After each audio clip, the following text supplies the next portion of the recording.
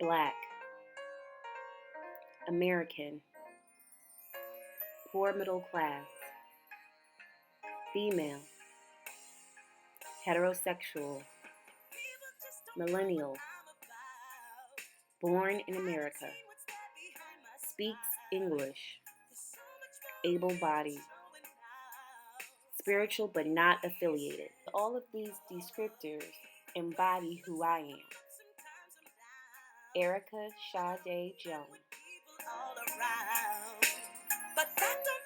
Based on the matrix of oppression model, one can see that I belong to several marginalized groups which all meet at the intersection of who I have become. I was born in Brooklyn, New York in the 80s, surrounded by tons of cousins, aunts, uncles, and extended family. My mother and my father were both correction officers for the city of New York on Rikers Island. My mother continued to raise my brother and I after my parents divorced when I was at the age of 10. In spite of their divorce, I continued to have a very meaningful and close relationship with my father. Although I didn't have the privilege of getting to know my maternal grandparents, I'm very fond of the memories I've shared with my paternal grandparents. They were part of the 6 million African Americans who migrated out of the South up to the North due to racial tensions. Throughout my childhood, the importance of education was always at the forefront. It was ingrained in me that if I were to afford a life better than that of my previous generations, it would only be through the doors of education. So during my tenure at Hillcrest High, I maintained grades at the top of my class, participated in extracurricular activities, and met my high school sweetheart, Mr. Nicholas Jones. After my high school graduation, I attended Temple University through the use of grants and a ton of student loans. Temple had a buzzing campus in the heart of Philadelphia. Here is where I finally began to learn the truth about my history.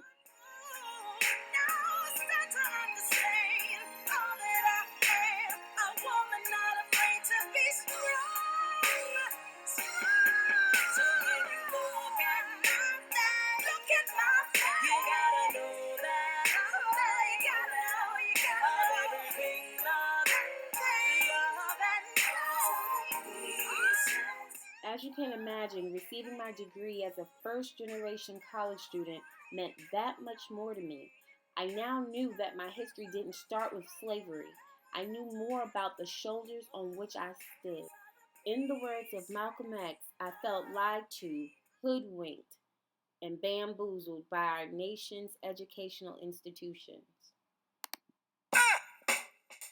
I now look at life through a critically different lens, and so I put my boots on the ground, attended marches in advocacy against injustice.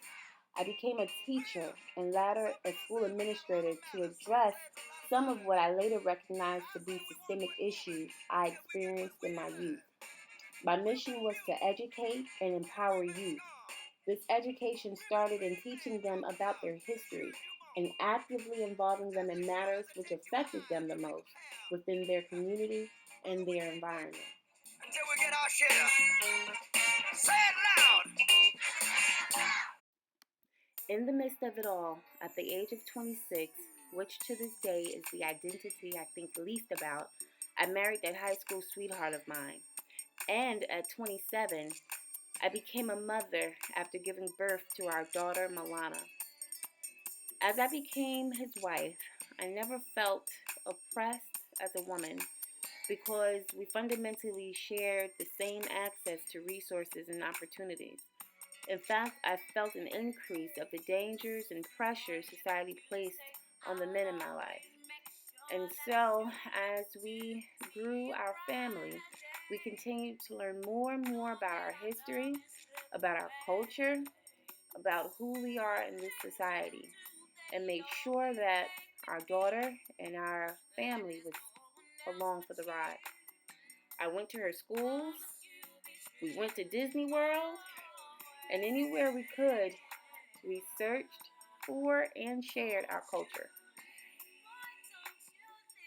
Learning about my true history had a tremendous impact on my religious views. I have a hard time knowing that our ancestors were whipped and beaten into submission in the name of Jesus and Christianity. So now I seek to learn more about what my ancestors believed prior to slavery and colonialism. With that said, I intend to serve as a social work practitioner with a high level of cultural competence and humility. I think about this while I'm learning more about identities associated with ableism. For me, this means to be open, be patient, and always continue to seek knowledge with a high level of respect for all whom I serve.